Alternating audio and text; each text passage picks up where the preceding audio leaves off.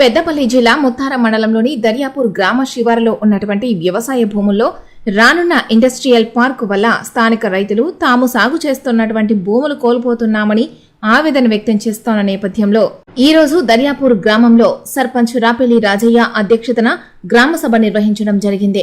ఈ కార్యక్రమానికి విచ్చేసిన ఏసీపీ మడత రమేష్ మరియు ఆర్డీఓ సురేష్లు ఇండస్ట్రియల్ పార్క్ ఏర్పాటుతో స్థానిక యువతకు ఉపాధి అవకాశాలు లభిస్తాయని, చుట్టుపక్కల పరిసర ప్రాంతాలు అభివృద్ధి చెందుతాయని, సర్వే ప్రకారంగా ప్రభుత్వం నిర్ణయించిన మేరకు రైతులకు మేలు జరుగుతుందని తెలిపారు.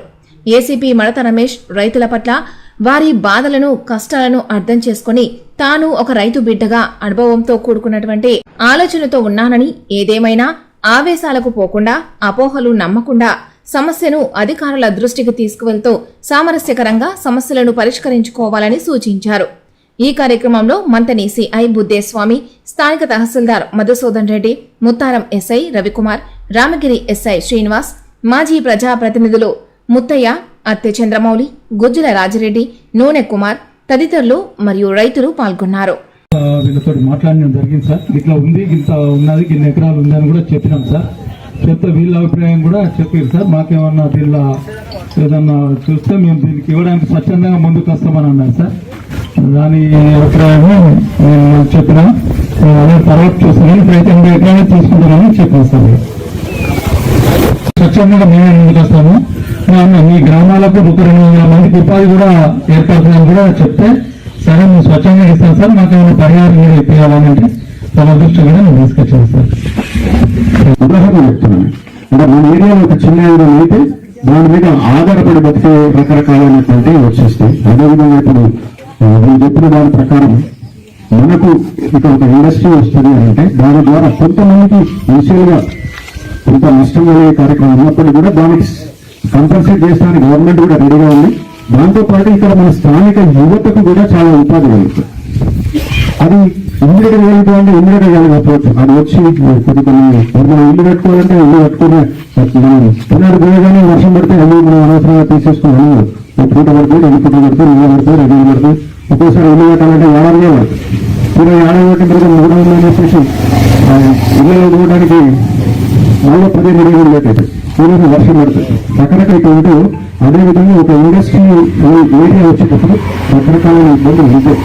దాన్ని మనం మీకు ఏదైతే ఉందో అంటే ఇప్పుడు ఒక అపేరల్ పార్క్ వస్తే కనుక నిజంగానే దాంట్లో చాలా మందికి ఉపాధి కలుగుతుంది.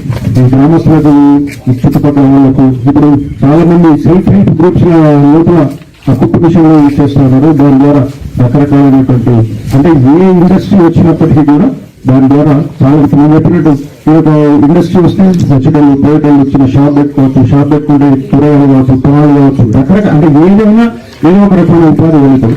దీని ద్వారా మీకున్నటువంటి ఇప్పుడు చిన్న చిన్న నష్టాలు అది చిన్నదని మేము అనుకుంటాం కానీ పెద్దనే కావచ్చు. ఇప్పుడు 2 ఎకరాలు కనుక 2 ఎకరాల భూమి పోతుంది కావచ్చు.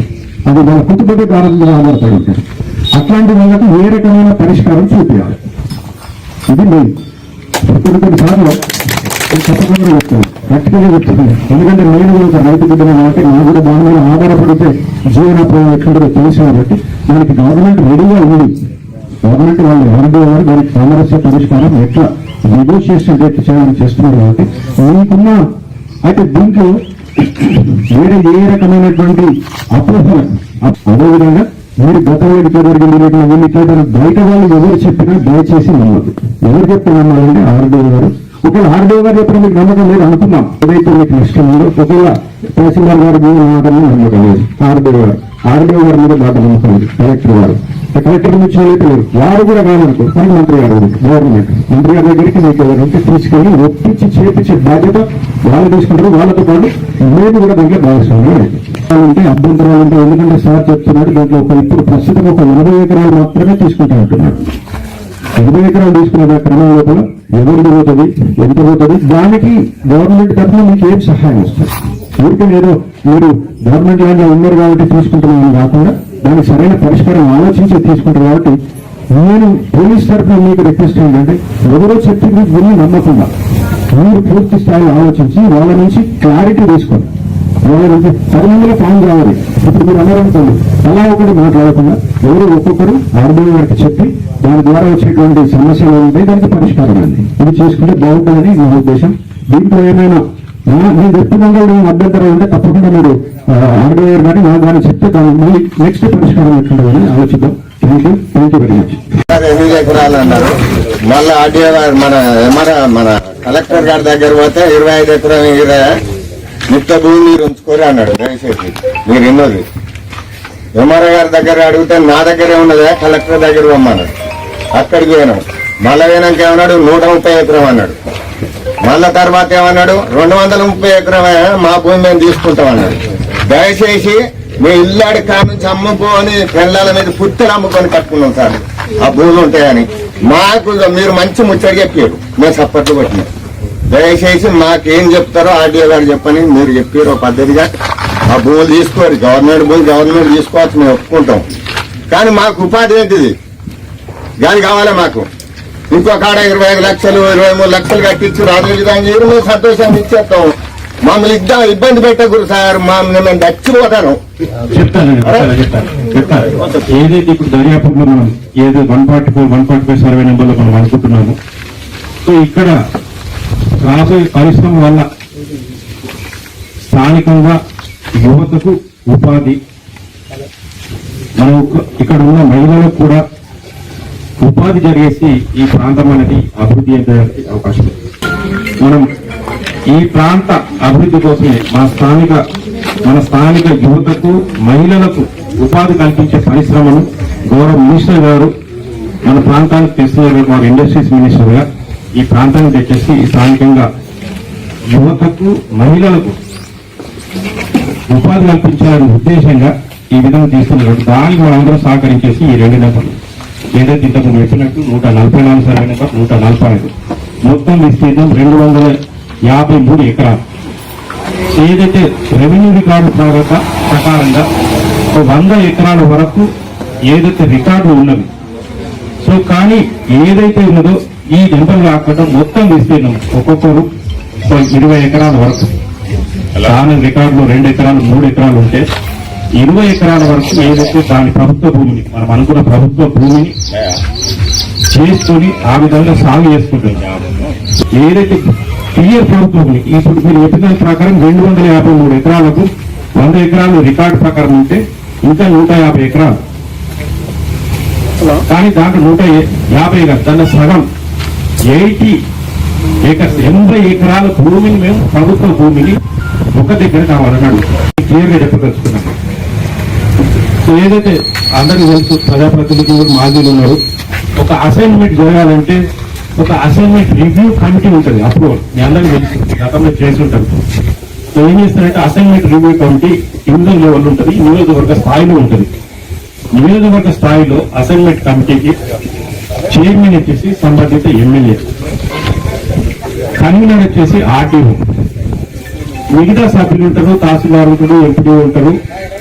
సో ఆ ఏదైతే ఎస్సీ ఎస్టీ నుంచి వచ్చిన మెంబర్స్ కూడా ఉంటారు, జెడ్పీ టీసీ ఉంటారు, ఎంపీపీ ఉంటారు. వీళ్ళందరూ ఏఆర్సీ అసైన్మెంట్ రివ్యూ కమిటీలో మెంబర్స్. చైర్మన్ వచ్చేసి గౌరవ ఎమ్మెల్యే గారు, అదేవిధంగా కన్వీనర్ వచ్చేసి ఆర్టీఓ గారు. వీరందరి సంతకాలతోని అయిన తర్వాత ఒక అసైన్మెంట్ లిస్టు రెడీ అవుతుంది. అసైన్మెంట్ వారి చేసే సర్వే నెంబర్లు, ఎక్స్టెంట్, అసైన్మెంట్ చేయదలుచుకున్న ప్రపోజ్ జాబితా ఉంటుంది. ఈ జాబితా అంతా తీసుకెళ్లేసి ఈ కమిటీ ముందు పెట్టేసి అప్రూవల్ ఇస్తారు. సో అప్పుడు పూర్తిగా అసైన్మెంట్ ప్రొసీజర్ ప్రకారం జరిగినట్టు ఏదైతే అసైన్మెంట్ అనేది ఈ విధంగా ఈ కమిటీ అప్రూవల్ ఇచ్చిన తర్వాత అది అసైన్మెంట్ రూపంలో తహసీల్దార్ గారు వారికి డీఫామ్ పట్టాలు ఇస్తారు. డీఫామ్ పట్టాలు అంటే ప్రభుత్వం ఇస్తున్న అసైన్మెంట్ పట్టాలు. ఇది వంశపారంపర్యంగా అనుభవించాలా, దీంట్లో అమ్మకాలు, కొనుగోలు, తాకట్లు చెల్లవు అనే విధంగా కండిషన్ పెట్టి అసైన్మెంట్ ఇస్తారు.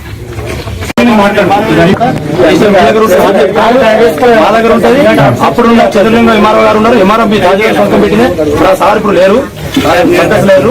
ఎంపీ జగన్మోహన్ గారు ఉన్నారు, కళ్యాణ్ మినిస్టర్ గారు కూడా ఉంది. లెటర్ ఇచ్చింది కూడా లెటర్ మాట్లాడింది, దాన్ని బట్టి మినిస్టర్ గారు కూడా పోదాం. అప్పుడు ఇచ్చినది రైతులకు ఇచ్చినా లేదా వేణు మాట్లాడినా నేను ఏం చెప్పానంటే నోటి నుంచి దొంగ ప్రకారం ఫలం రాలేదు.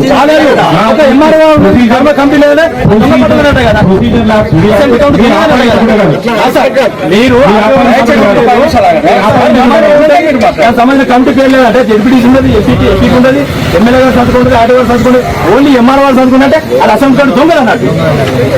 ఇప్పుడు లేని మాటలు ఎంఆర్ఓ గారు మాట్లాడినప్పుడు ఇస్తాను. ఆటోవారాన్ని కూడా వేయను సార్. ఆటోవారాలు ఆ రోజు మీటింగ్ లో సారు మమ్మల్ని గంట సేపు కూర్చోబెట్టి బయట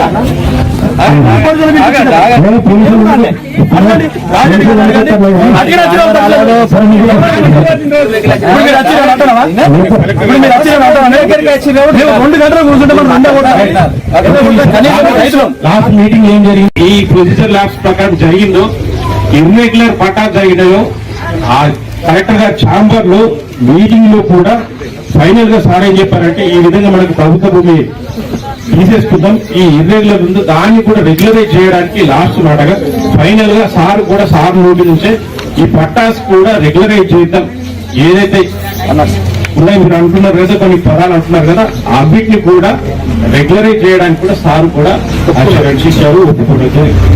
అట్లా 2 ఆప్షన్లు ఇస్తాం. మనమే ఈ కాంట్రాక్ట్ ఫిట్ కావాలి,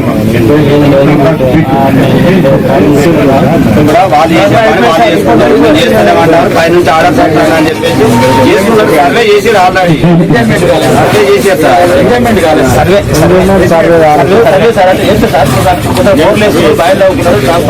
చేస్తున్నారు గవర్నమెంట్ స్కీమ్ ద్వారానే ఈ ట్రాన్స్ఫార్మర్లు బోర్లు వంట చేస్తారు. అయితే ఇందాక ఇప్పుడు 3 ఎకరాల రైతు ఇక్కడ ఎకరం ఉండే ఇక్కడ తీసి ఈ 2 ఎకరాలు అక్కడ ఇక్కడ పోతాడు అనుకోనికి ఇబ్బంది కదా. అయితే ఇక్కడ ముఖ్యంగా రైతులు ఎందుకు ఆందోళన చెందుతా ఉన్నారంటే సర్వే పేరును వస్తా ఉన్నారు. సర్వే చేసే వాళ్ళకు విషయం చెప్పారు జనరల్గా, తహసీల్దార్ గారు ఇంకా నాకు తెలియదు అని వారు అంటారు. ఎందుకు చేస్తున్నారు అంటే దేనికోసం చేస్తున్నారు సర్వే అంటే రైతులకు ఏదో ఒక సమాధానం చెప్పాలా, నాకు తెలియదు చేయమన్నారు కలెక్టర్ గారు. ఓకే, మీకు తెలియకుండా జరగదు, ఎందుకు చేస్తారో ఎందుకు తీసుకుంటారో మీకు చెప్తారు, కాకపోతే మీరు లీగల్ క్లియర్ కావచ్చు, ఓకే అంతగా పోతున్నారు. మళ్ళీ వస్తుంది రైతులు పోతా ఉన్నారు, ఆందోళన చెందుతా ఉన్నారు. ఎందుకంటే దీనివల్ల మీకు అర్థమయ్యేది ఏంటంటే సార్, అసైన్ ల్యాండ్ లో బతుకుతా ఉంటారు వాళ్ళు, అంటే వేరే భూమి వారికి లేదు, లేకనే ఈ 253 గౌరవ ఆడియో గారు అన్నట్టు 253 ఎకరాల మీద ఆధారపడి జీవించే కుటుంబాలు సార్. అయితే ఎందుకు 1 లక్ష రూపాయలు గవర్నమెంట్ సర్కార్ తీసుకుంటుంది, రైట్, ఆ హక్కు ఉంటుంది. కానీ పక్క గ్రామాల ఉదాహరణ రత్నాపూర్లో మొన్న మీ ఆధ్వర్యంలో జరిగింది. అక్కడ రైతులు కోరుకునేది ఏంటంటే రోడ్డు పడకుండా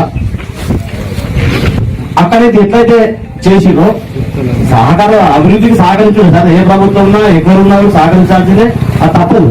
కానీ ప్రత్యామ్నాయం ఏందో మీరు ఆలోచించేయాలి. అది 100% సార్. గవర్నమెంట్ ఇప్పుడు 2 ఎకరాలు తీసుకున్న రైతులు సార్, దాన్ని పైప్ లైన్ వేసుకున్నాడు, బోర్ వేసుకున్నాడు, కరెంట్ లైన్ ఇస్తున్నాడు, ట్రాన్స్ఫర్ కథ ఒక వ్యవహారం, అది మీకు జరుగుతున్న విషయాలు కాదు. కాకపోతే రైతు ఏం చేస్తాడు సార్, ఇంట్లో కానీ తలకాయ కొట్టుకుంటా ఉన్నాడు. అది ఎందుకు అంత ఆందోళన చెందుతా ఉన్నారంటే ఫ్లాట్ లేక, అరే బాబు మేము తీసుకుంటాం కానీ మీకు మిమ్మల్ని ఉంచము, ఇది ప్రభుత్వ భూమి, ఎప్పుడైనా తీసుకోవచ్చు కానీ మిమ్మల్ని ఉంచదలుచుకోలేదు, ప్రభుత్వం మీకు ఎంతో కొంత ఇస్తుంది, అక్కడ గంతించడం ఇక్కడ గింతించడం మీకు చెప్పే దానిలో జరిగింది. దాంతో ఉన్న రైతులు ఇప్పుడు అంతమంది రైతులు సార్ ఎకరా 2 ఎకరాలు అంటే సుమారు ఎంతమంది ఇస్తారు సార్? మీ దగ్గర సర్వే ప్రకారం దాదాపు ఒక 78 మంది రైతులు వెళ్తారు. అంటే 78 లాభం కంటే అక్కడ 10 కుటుంబాలు 15 కుటుంబాలు బాగుపడేదానికంటే ఇక్కడ 78 కుటుంబాలు రోడ్డు మీద పడే అవకాశం ఉంది సార్. మీ ద్వారా ఊరుకుంటాము సార్. రైతులకు ఇబ్బంది పెడితే మనం ఒరిగేది ఆల్రెడీ మీరు ఆలోచన చేయాలి. అక్కడ పట్టా ఇక్కడ నోట మీద రైతు ఉందా లేదా, వాళ్ళు బతుకుతుందా లేదా, మనకు డెవలప్ చేసిందా లేదా, కానీ ఒకటి ఆలోచన మీరు పెద్ద ప్రభుత్వం ఆలోచన చేయాలి. రైతులు మీరు రోడ్డు వడకుండా చూడాల్సిన బాధ్యత మీది. మనం ఇక్కడ ఈ చెప్పింది మళ్ళా 1 year తర్వాత 6 నెలల తర్వాత జరిగింది సార్, రైతులు బాగా ఇబ్బంది పడాల్సి వస్తుంది. దీనికి ఒక అర్థం ఉండాలి సార్, ఈ ఏదో ఒక అర్థం ఉండాలని కోరుకుంటూ ఈ అవకాశం ఇస్తుంది అందరికీ. ఇంతకుముందు ఆర్డీఓ గారికి తహసీల్దార్ గారికి కలిసినాం, సర్వే నడుస్తలేదు ఏది లేదన్నారు. అయితే అది ఆల్రెడీ 134 ఎకరాల సర్వే చేసిన సర్వేలు అంటారు, తహసీల్దార్ దగ్గరికి ఆర్డీఓ గారి దగ్గర పోతే కాలేదంటారు. ఈ రిపోర్ట్ కలెక్టర్ దగ్గర పోయింది, కలెక్టర్ గారు 78 ఎకరాల భూమి స్వాధీనం చేసుకున్నామని ఇచ్చాడు. అయితే అక్కడ మాకు అన్యాయం జరుగుతుంది. సాధ్యమైనంత వరకు మీరు అందరూ తండ్రి పాత్రే మాకు. గవర్నమెంట్ తండ్రి అసోడిది. మాకు ఎక్కడ నష్టం జరుగుతుంది, ఆ నష్టాన్ని ఎట్లా పూడుస్తారని చెప్పినాక మీరు ఏ సర్వ్ చేసినా మేము వస్తాం, మీకు సహకరిస్తాం.